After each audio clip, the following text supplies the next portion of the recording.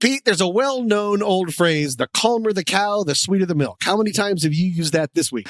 I think probably twice. Probably twice? Yeah. That's weird because I just made it up. But it is true. Dairy farmers around the world strive to reduce stress and anxiety in their cattle because calm cows equal higher yields of better quality milk. For example, have you seen any of those videos of cows brushing up against those sort of really large rotating bristles? Almost like they're scratching their own backs. Yeah. And that is to, they can massage and scratch themselves. That's to really help relax them. In other countries, there are farms and dairy farms that play classical music, which has also been known to help relax the cows as they're cowing around. And now, finally, at the Rus Moloko Dairy Farm near Moscow, Russia. Hey, Moscow. They've finally taken the next inevitable step. Pete, I would like to show you something. Take a look at where I put pictures. Where do you do that? There's one. What do you see? Oh, Tom. What does it look like? Is that not real? It's 100% real. That's a cow with VR goggles on. That is a cow wearing virtual reality goggles. That's right. Each cow in this dairy farm, this is 100% real. And so much so, I found it on 3 different articles to make sure I wasn't onioning myself. Each cow is specially fitted with its own VR headset. They work with veterinarians to make sure these aren't just like human-sized ones that they're sort of like retrofitting for cows. They're making these completely new, and they're also... They're bespoke VR cow. The team ensured to create VR views that work with a cow's vision also because cows have a higher perception. They're like on the side of their heads, right? well, that, but also they have a higher perception of the color red, but weaker tones of blue and green. And so they even took those into account. And what do you think, in order to relax these cows and make them happy, what do you think they're looking at? What is Russia missing most of the time? Ooh, that seems like a loaded question. Democracy. Freedom? Yeah, bread. Okay, good point. But as far as cows are concerned, I don't know how to recover from that one. It's actually green summer fields. Wow. That the cows are looking around and seeing these beautiful green summer fields instead of the non-democratic dystopian nightmare that they're living in. Hey, Russian listeners, please leave our country alone. We clearly know nothing about your country. Yeah, we know nothing. Sorry. Except the news has us really scared that you now run our country. So, yeah. You're apparently the Klingons, and you were in the Hunger Games, and you weren't the good guys. It's not great. It's not great.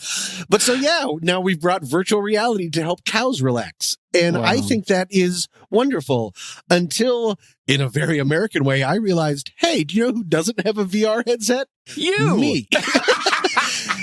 And I wouldn't use it to play green summer field games. I would play like Beat Saber and stuff. So now I'm angry that Russian cows have a better lifestyle than me. So cows won, Tommy 0. You told me I'm your anchor. I told you you're my pole. Through the wind and fire, we try to hold on. We build this ship together, searching for a home. Despite the storm that hit us, we're still on board. Welcome to What's That Smell, a sometimes funny podcast about humans and their anxieties. I'm Pete Wright. And I'm Tommy Metz III. And every week we each drag one of our deepest, darkest anxieties into the light to share it, learn about it, and hopefully laugh about it with all of you. Reach out. Send us the story of your anxieties to somethingstinky at whatsthatsmell.net. And you just might get on the show. I know, right? Ooh. And you know what else you should do? whatsthatsmell.net/merch. You can go and get yourself the Universal Truth t-shirt, mug, what else? Stickers, maybe a magnet. I'm wearing the There Is No Calm tuxedo right now. It is. It is. I actually had to do a show, a meeting with another person who is not on this show, who showed up wearing a What's That Smell? There Is No Calm hoodie. And I was very impressed. Wow. That they chose to flex like that for me. It's the first time I've seen That's one amazing. in the wild. It was really delightful. So you can get your very own. And, I don't know, by the time you listen to this, probably the sales are over. But that doesn't mean that we won't take your money if you pay full price. It's the least we can do, everybody. And with that, I'll go first. Hooray!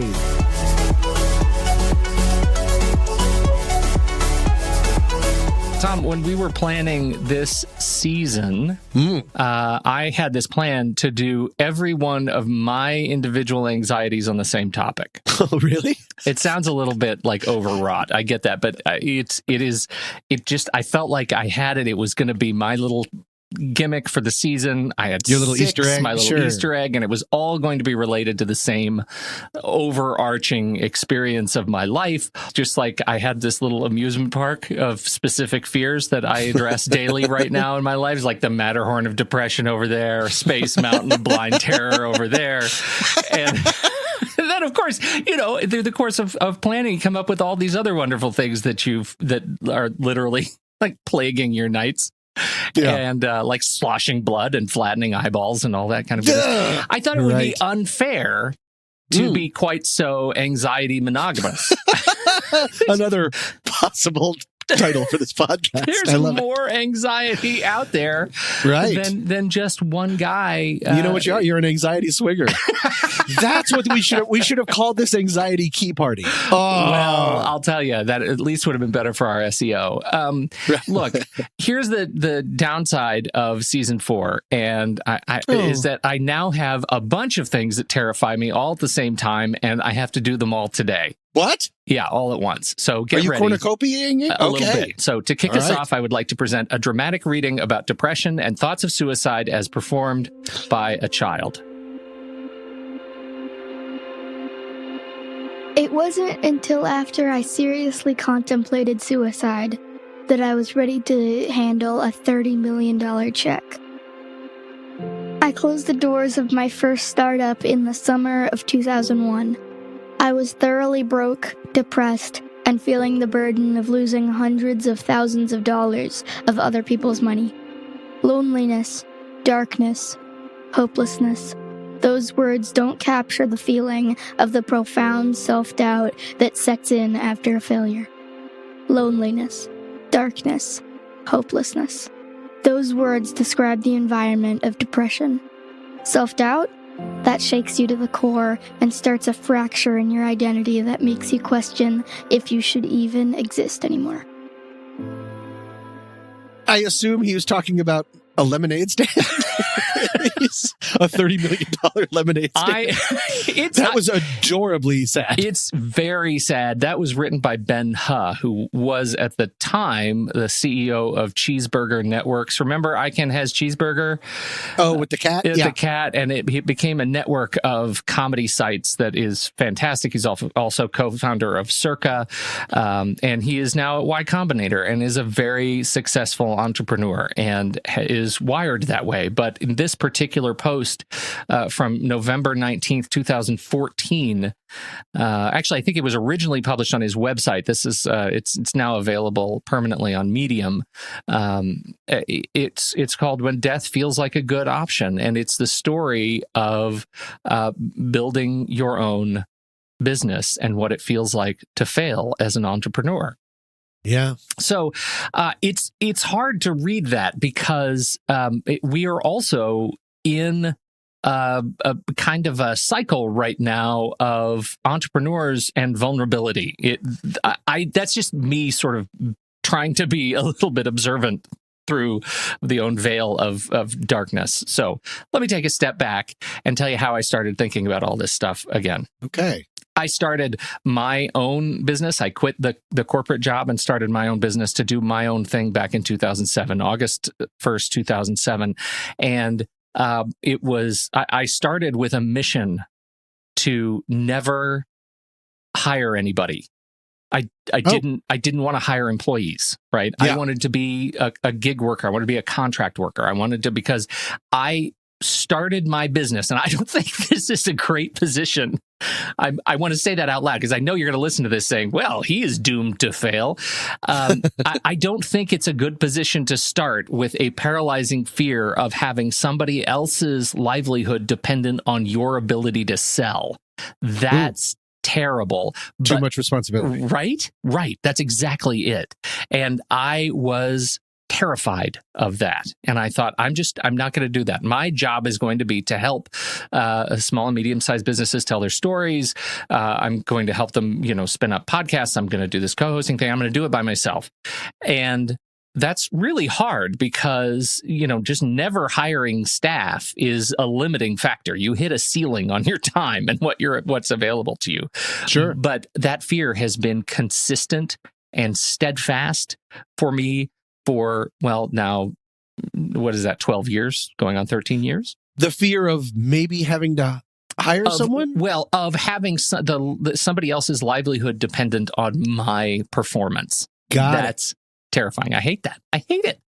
It's like, so yesterday, I was approached by Simplecast. Simplecast is a podcast host and much more. And they are the network behind Rash Pixel FM, right? All the podcasts that I do, close to 4,000 individual episodes since I started podcasting. Close to 4,000 podcasts. So No, you might not know how numbers work. Since I started podcasting back in 2006, they're all hosted at Simplecast. So Simplecast, for the last year, since I moved there, has been calculating a lot of data on me and what people do with my shows. And they approached me and they said, look, you have enough shows, enough podcasts, and are getting enough downloads that, we'd like you to consider moving to our network plan, and we'd like to present a custom contract to you to see what that would look like. And that'll give you access to things like, a more robust network or advertising opportunities and bigger contracts there. It'll cost you some more money a month, but it's going to be custom. We're going to try and give you something that's pretty close to what you're paying now for all the individual shows. It's going to be great. It's like, it was very businessy, it felt like a business meeting. Sure, adult time. Oh, super adult time. And then it was 3:00 in the afternoon. Hours have passed, and I'm sitting on my couch, like in the dark, staring at the cushion on the other side of the couch, holding my left arm. Like I was in a full low-grade meltdown of silence and darkness, right? And they're like talking to me about how we'd like to help you. We'll give you some, we've got some consulting on tap. We'd like to do all these things for you. It's like nothing but good. And my response is, wow, wow. Like, how is that a rational response to somebody trying to reach out to help you? Somebody who calls you to give you compliments that the things you are doing are actually good. So what's going on in there? I don't know, man. What's going on in there? That's why I'm talking to you about this. Okay. It seems like maybe imposter syndrome mixed with fear of success. And don't forget, I'm a man child. Like there's some Peter Panning going on in there. Like I'm terrified to grow up and be a big boy. And even though I worked for many years in a job that required a suit, and I did things, I sat in meetings. I had a leather folio and a cross pen. I had the set, a cross pen and pencil set. Like, why does that exist? Wow. Did you think about talking to Mr. Simplecast and just say, look, I really appreciate your trust in me, but I'm Peter Panning and I'm afraid of being a big boy. Did you ever think about saying that to their face? I'm a boy and I used to wear a suit and I had a pencil, but I'm afraid of becoming a big boy. I'm a boy. What do you think? I'm a boy in a beard. I have a boy beard, and then just hang up. So that is kind of where I live. It's this fear of like entrepreneuring, right? Of starting something that where I am actively like increasing the stakes. Right. I'm like comfortable where the stakes are, but then, and it's very fluid. When things change, I'm pretty adaptable. If I have a client that outgrows me, which is a thing that I am super honored for, like when they just get too big for what I can do, it usually means that I've helped them get there and that it's time to say goodbye and like break a champagne bottle over the bow of their ship and move on. And because I have a number of clients, I tend to be pretty resilient at that. And and it's easy. Is there any twinge of being left behind or wishing when that happens? Is there any part of you that feels, I wish I was a little bit taller, I wish I was a baller? Are you partially skilo? Is what I'm a trying little to bit skilo. Yeah, I know. So it's less skilo than Billie Eilish. Like, if you haven't watched the hostage video, you should go watch that, because I'm the guy who's trapped by the webs at the end of in the cocoon of fear. No, Okay. There probably is some of that, but not as much as you'd think, because I really am not motivated by those sorts of extrinsic kind of motivators. Sure. Like the fear that I have tends to come around like just being able to contribute to putting food on the table and making sure that we have, what we need to get the kids through college, and doing those kinds of things, which are serious big kid anxieties. Yeah, because when you said you never wanted to have other people to be in charge of other people's livelihood, I think that was one of the phrases that you use as employees. Yeah. You do. I mean, you have children. Yeah, but and I know that you have they do not contribute to my bottom line in a positive way, in a net positive way. So does that make it easier? They're just here. They're fine. Okay. They're fine. That's what you said when I asked if they were honor students. They're fine. Let's just say they're not sitting at a desk here doing any design work for a client. You know what I mean? Like, we're not quite there yet. They're at school. That's where they need to be. So you don't feel that reciprocity pressure? I don't, because you know what it is? And I think I had this conversation with an old boss. My very first boss was fantastic. And he sat me down, like, when he hired me, I switched from temp to perm. I was on one of those like temporary relationships. He said, "We'd like to hire you outright and buy out your temporary contract and have you here full time." And it was great. And he said, part of what goes into crafting a compensation package is, we kind of are looking at things as a small business, like, how do we help you?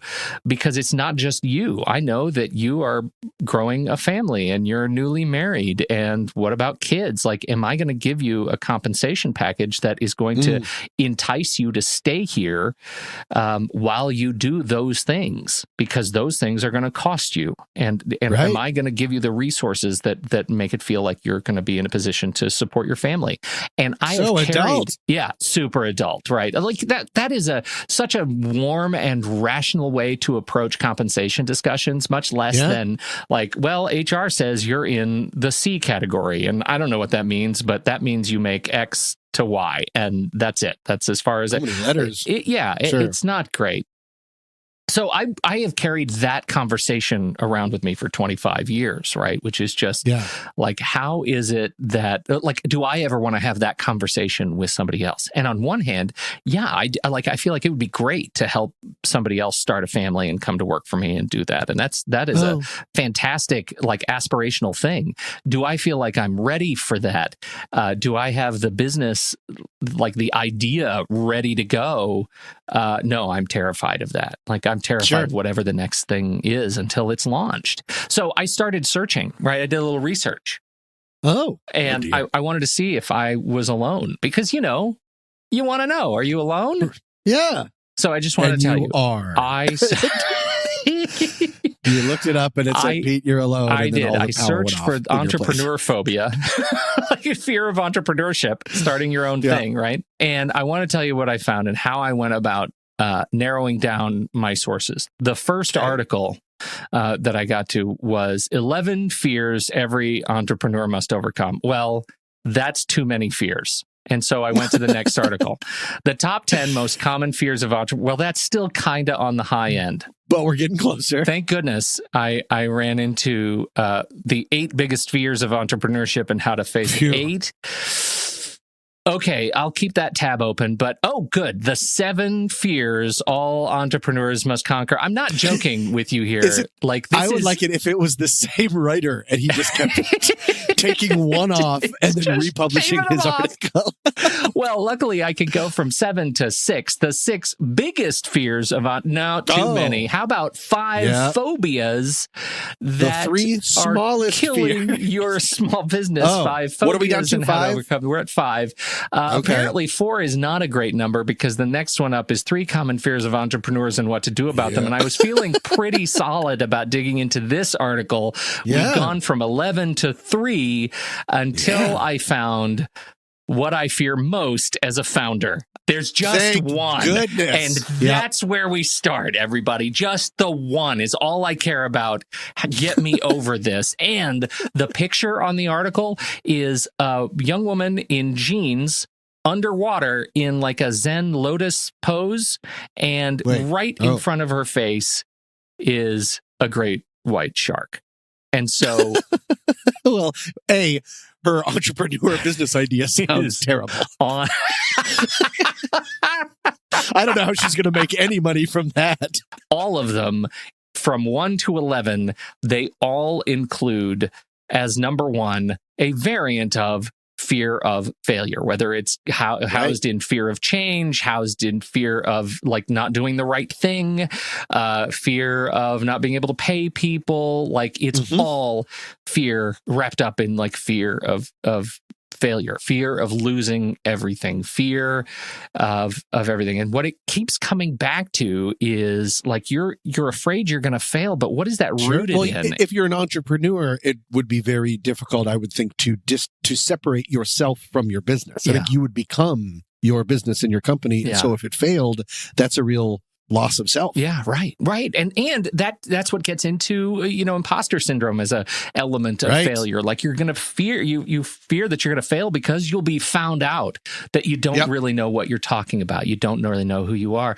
So where these paths really diverge, and I mean seriously diverge. And if you look at that picture, it's like you're talking to the girl in the lotus flower, and then you're also talking to the shark. And they both have very predictably differing opinions. Right? What the girl is going to say, the nice girl in the lotus flower position, she's going to say, you should have a plan B. If you have a plan B, you'll have the confidence to forge ahead. What do you think the shark is going to say? Meat. He doesn't say meat because we're actually anthropomorphizing the shark now, and you've sort of taken the metaphor and taken it in a new direction. I like that. I like that sort of blue sky thinking that you're doing here. But we're gonna let me try again. The shark goes rah.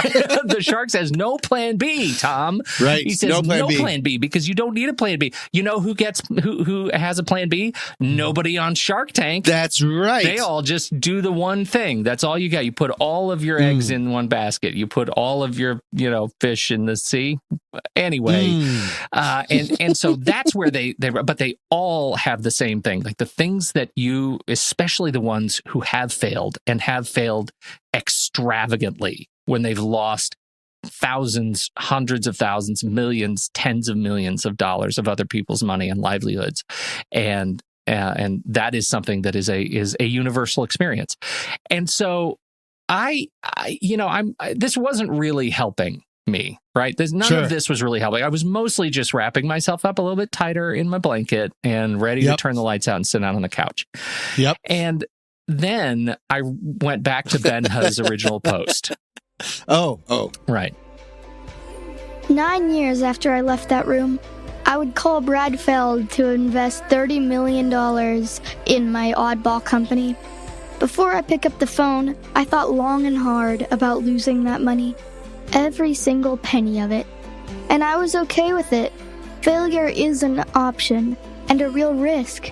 Failure and risk are things entrepreneurs understand well and learn to manage. However, death isn't an option. It's an inevitability. And before I die, I want to take as many swings at the fence as I can. And I really like that. Lin-Manuel Miranda posted on, or was doing an interview, and he said something fascinating. It was a podcast interview, and he said, I had Hamilton, and I know that's already the first line on my headstone or my obituary. I know that. Like I've got that locked. That is a big gravestone. It's a huge gravestone. He started with Hamilton, and then do you remember In the Heights? And you're like, come on.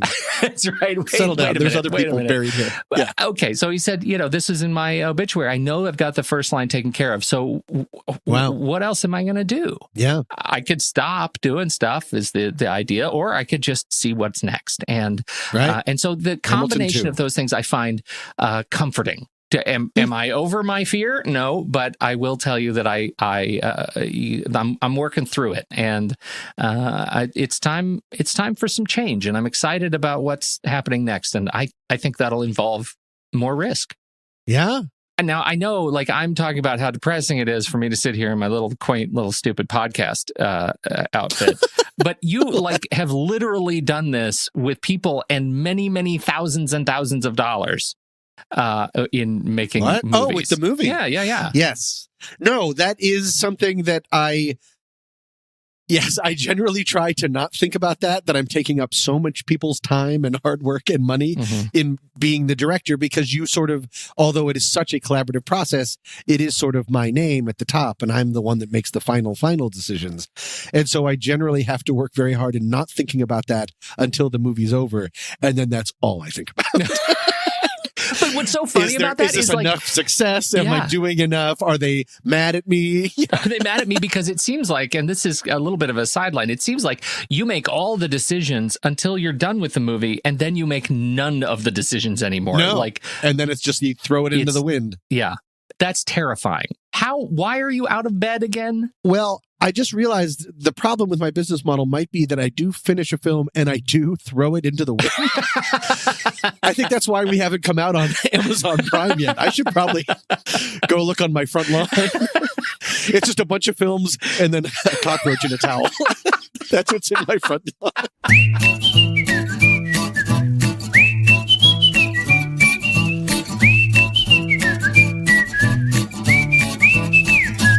This year in anxiety, Tom, the year is 1500. 1500. It was a common year starting on a Wednesday of the Julian calendar, Tom. No wonder they're anxious. Hump Day, am I right? There was some big news in 1500. The Spanish navigator Vicente Yanez Pinzon reached the northern coast of Brazil. That year. Portuguese navigator Pedro Álvares Cabral officially discovered Brazil and claimed the land for the Kingdom of Portugal. That's big. Oh. Yeah, it's a big team kind of a thing there, so big for Brazil. The last wolf in England was killed that year, making the species extinct in England. Wolves went extinct in England, Tom. Busy year. Yeah, it was killed in Allithwaite in Cumbria. So Why? that's, well, you know, they were, it's apropos of nothing. They were very upset about wolfing. And they were much more happy about the wolfhounds that killed them all. They're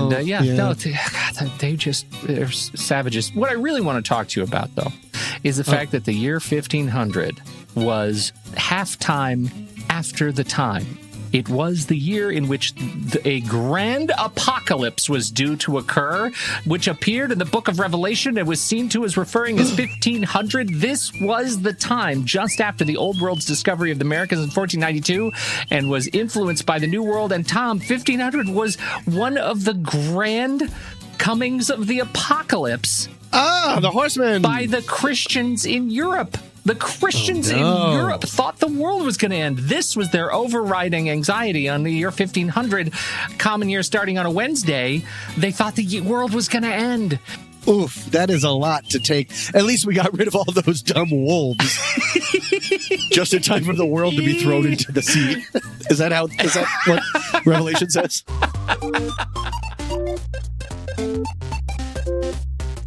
And while you're planning for the apocalypse, might as well take time to download a wonderful audiobook from Audible. Today's podcast is brought to you by Audible. Get a free audiobook download and 30-day free trial at audibletrial.com/scent of a podcast. 800 million titles to choose from for your rectangles, and you get a free book, and you also get to support the show. And speaking of entrepreneurship, Pete, have you heard of Facebook? No? Well, here's the time to hear about it. Not read about it, hear about it. The Accidental Billionaires, written by Ben Mesrick. This is the founding of Facebook, a tale of sex, money, genius, and betrayal. This is the book that the social network was loosely based on, and it's an incredible story of the founding of Facebook. Clearly one of the most entrepreneur-ish things that we've had in America in a really long time. It's a fantastic story, and it really is. If you're a fan of the movie, there's a lot more in the book to enjoy and listen to, and it's bite-sized. It's only 7 hours and 19 minutes, so you will make it to the apocalypse on time. For the listeners of What's That Smell, Audible is offering, through us, it was our idea, a free audiobook download with a free 30-day trial to give you the opportunity to check it out. Again, go to audibletrial.com/scent of a podcast, and if you're an real meseric head like Pete apparently is, you can see what you should have done with your time in college. Meseric What? head. It's that all right? Mez head.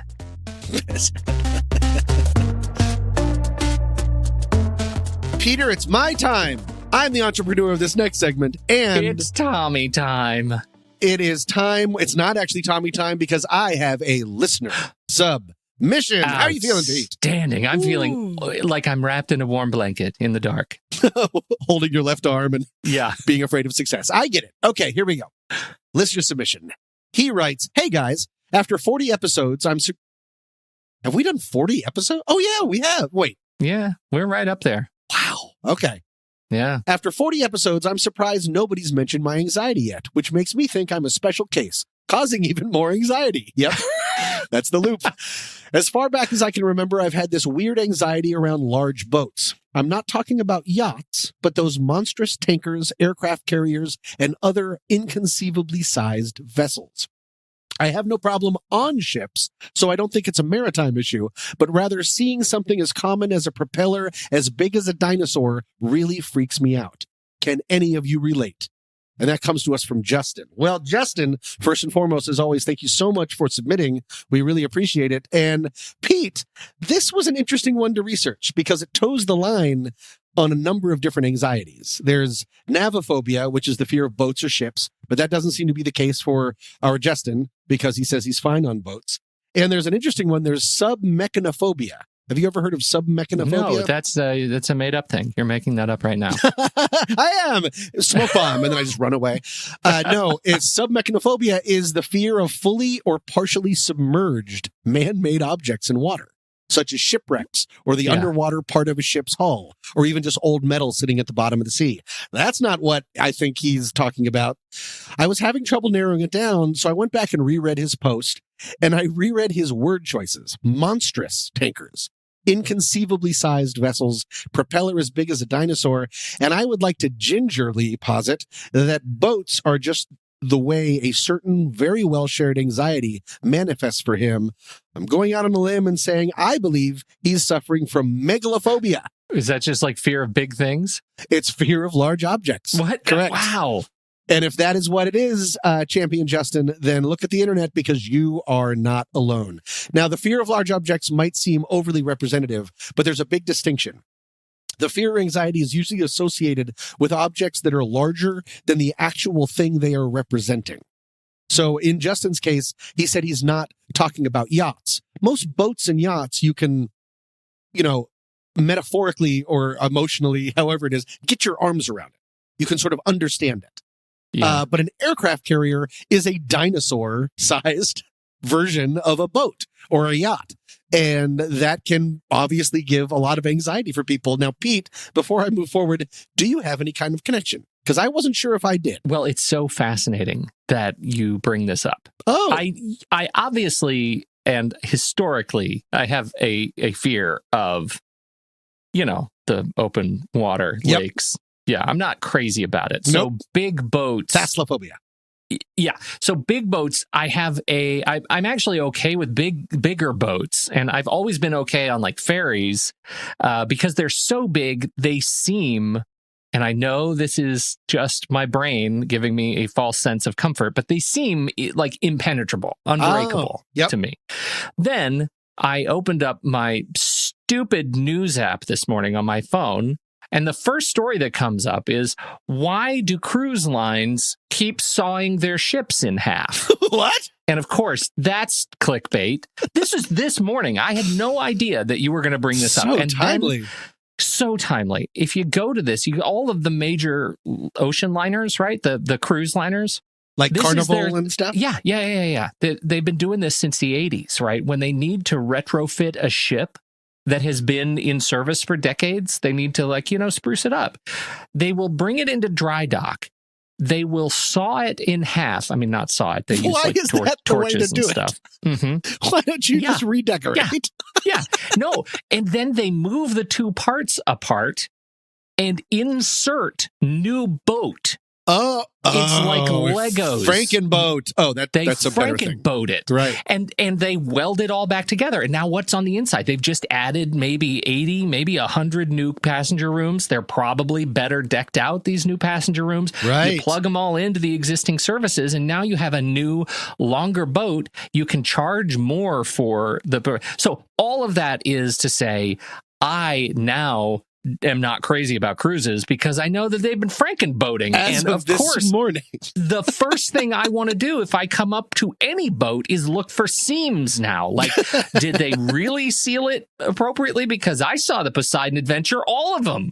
That's right. And they're always upside down. Everybody. No, yeah. Everything's upside down. Titanic, Jack was not able to hold on, y'all. He's gone. The boat wasn't. That was just a plank of wood. He was on a headboard.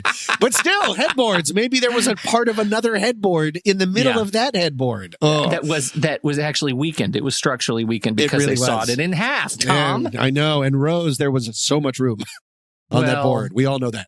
We all Rose, know that. Hey, Rose, scoot over. Anyways. Right.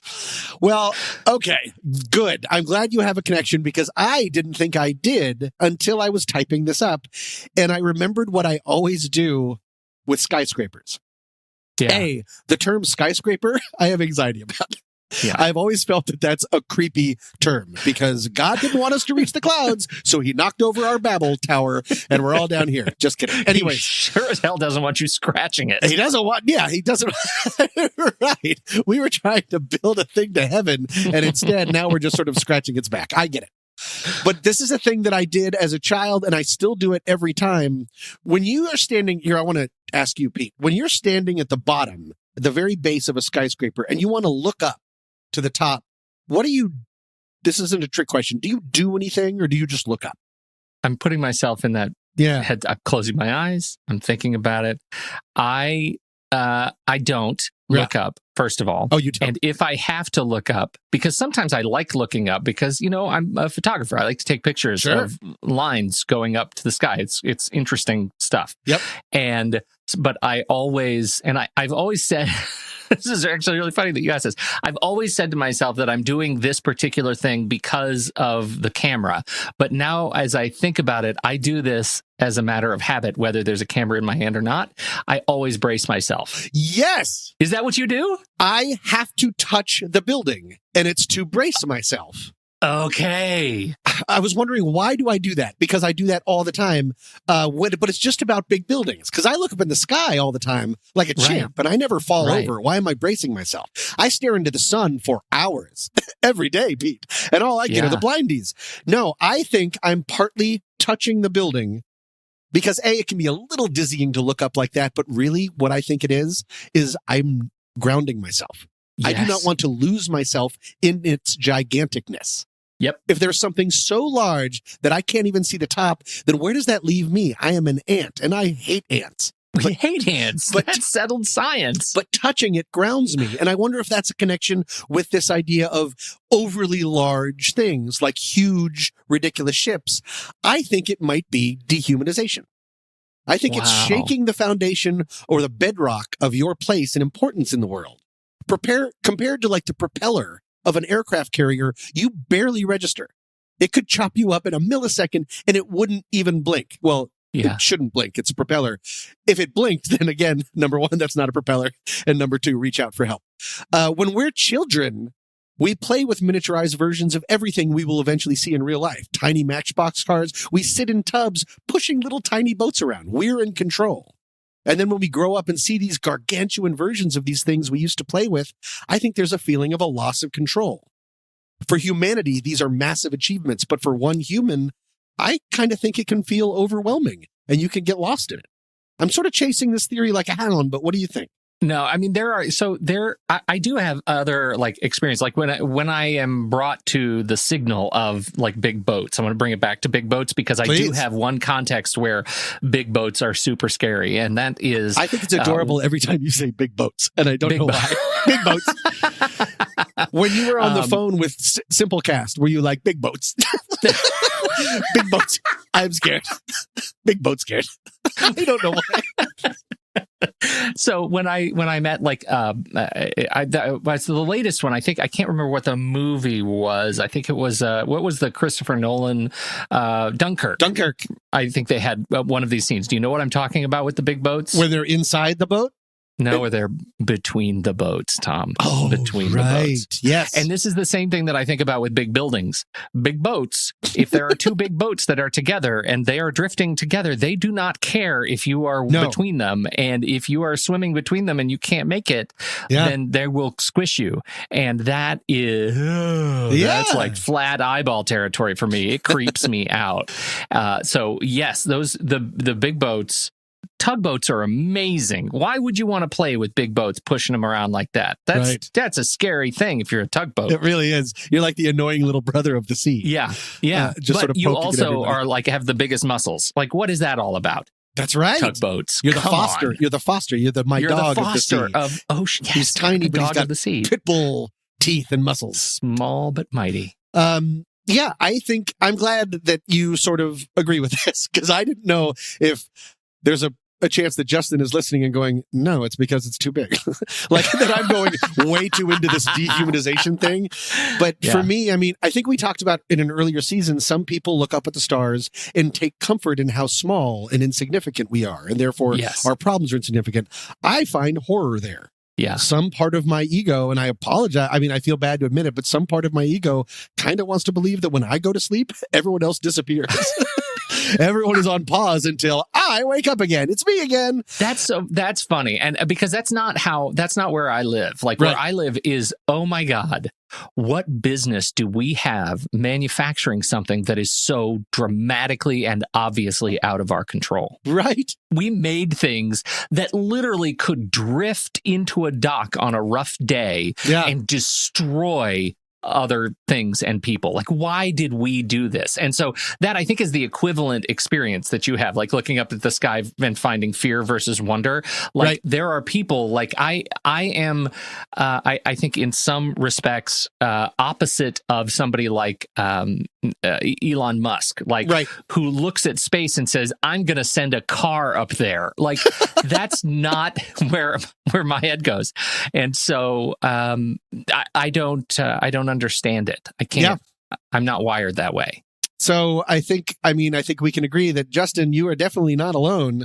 I think it can manifest in very different ways. And for you, it's boats. And I get it.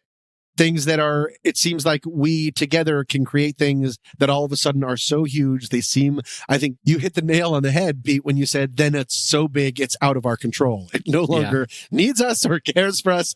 And then we make AI and everything is done. And then it's also huge, out of our controls, and thinks for itself. Great. Pretty soon, it's all just giant robots slingshotting all of our cars into space, because it turns out, and that's Elon Musk was right all along. What? All the cars want to go to space. Weird. Robots, aim higher. Dancing in the moonlight, the world just stop and stares. We got no destination, I'll take you anywhere. Thank you all so much for joining us for this episode. Today's tune is Your Captain by Banana Split. Oh, big boat Banana Split. Coming up next week. Now, having been to Boulder, can you imagine what plant they might be sending to outer space? We're sending weed to the moon. Really seems like a long time since we've done one of my patented, always successful visualization exercises. I feel like you stole this from me and you made it worse. I don't think so. If you go back and listen to all of the earlier ones, it's only me and it always works. Here we go. And the children do it to their unsuspecting American teachers. They will stick their fingers up your butt, Tom. It is unpleasant. Until then, I am Tommy Metz III. And I'm Pete Wright. Thank you for downloading. We'll be back next week on What's That Smell? Just keep holding on if you're about to break. Oh, I always be your captain.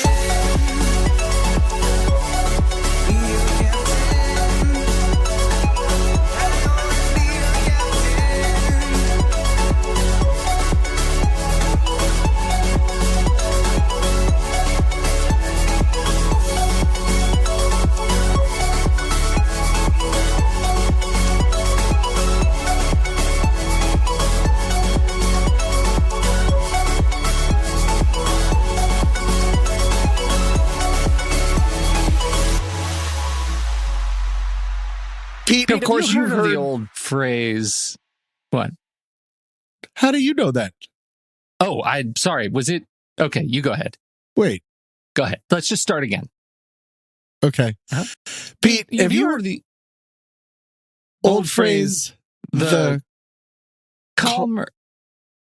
Wait a minute. Did I share my screen? What's happening?